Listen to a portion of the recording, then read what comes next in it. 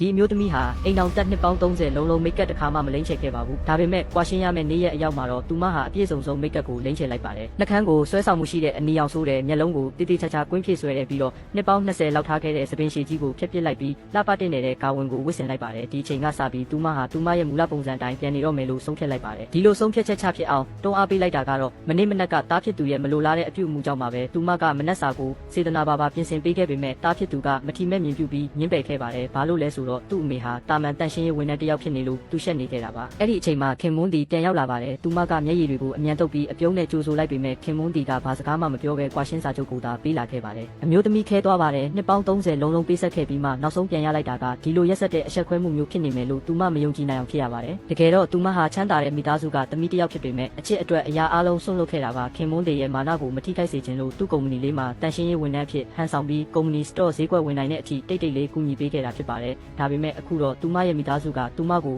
ယွန်ရှာနေကြပါပြီစိတ်ထိခိုက်စရာတွေစက်တိုက်ကြုံရပြီးနောက်သူမဆေးရုံတက်ရပြီးကင်ဆာရောဂါခံစားနေရကြောင်းသိလိုက်ရပါတယ်သူမရဲ့အချစ်ဆုံးတငယ်ချင်းကဒါကိုသိသွားတဲ့အခါဒီမိသားစုနဲ့ဝေးရာကိုထွက်ပြေးပြီးအမွေဆက်ခံသူတထေးသမီးဘဝကိုပြန်ယူဖို့တောင်းပန်ပါတယ်ဒါပေမဲ့အမျိုးသမီးကဒီမိသားစုကိုလက်မလွတ်ချင်သေးပဲနောက်ဆုံးအခွင့်အရေးတစ်ကြိမ်ပေးဖို့ဆုံးဖြတ်ခဲ့ပါတယ်ဒီနေ့မှာသူမခင်မွန်းတီကိုအမှန်တရားဖွင့်ပြောဖို့ပြင်ဆင်နေတော့ခင်မွန်းတီရဲ့ဘဝထဲမှာမိန်းမတစ်ယောက်ရောက်နေပြီဆိုတာကိုကြားလိုက်ရပါတယ်အဲ့ဒီအချိန်ကျမှဒီအိမ်မှာသူမအတွက်နေရာမရှိတော့ဘူးဆိုတာနားလည်သွားပြီးလုံးဝလက်လျော့လိုက်ပါတော့တယ်အဲ့ဒီအချိန်ကစပြီးသူမဘဝတစ်ပြန်စဖို့ဆုံးဖြတ်လိုက်ပါတယ်သူမဟာတင့်တယ်လှပစွာပြင်ဆင်ပြီးမိသားစုပိုင်စီးပွားရေးလုပ်ငန်းခွင်တွေကိုအမွေဆက်ခံသူတထေးသမီးအစ်စ်အမှန်အနေနဲ့ပြန်လည်ဝင်ရောက်လာပါတယ်ပထမဆုံးရက်မှာပဲစီးပွားရေးမဟာမိတ်ဖွဲ့ဖို့ရောက်လာတဲ့ခင်ပွန်းဟောင်းနဲ့သူ့ကောင်မလေးတစ်ကိုစုံတွေ့ခဲ့ပါတယ်ကောင်မလေးတစ်ကမာနတကြီးနဲ့သူမကိုစော်ကားပြောဆိုပါတယ်အမျိုးသမီးကတီးမခံနိုင်တော့ပဲပြက်ပြက်သားသားပါရိုက်လိုက်ပါတယ်ခင်ပွန်းဟောင်းကထိတ်လန့်သွားပြီးဒီကောင်မလေးကအလုပ်ကိစ္စအောင်မြင်အောင်ကူညီပေးနိုင်မှာမို့တီးခံဖို့ရှင်းပြပါတယ်ဒါပေမဲ့တထေးသမီးကသူမမှာဒီလိုအဆင့်တန်းမရှိတဲ့မိတ်ဆွေမျိုးမရှိဘူးလို့အေးဆက်ဆက်ပြန်ပြောလိုက်ပါတယ်ခင်ပွန်းဟောင်းနဲ့ကောင်မလေးတစ်ကသူမယူသွားပြီးထင်ပြီးဆရာဝန်သွားပြဖို့ပြောကမာနတကြီးထွက်ခွာသွားကြပါတယ်အဲ့ဒီညမှာအမျိုးသားကအရက်မူပြီးအိမ်ပြန်ရောက်လာက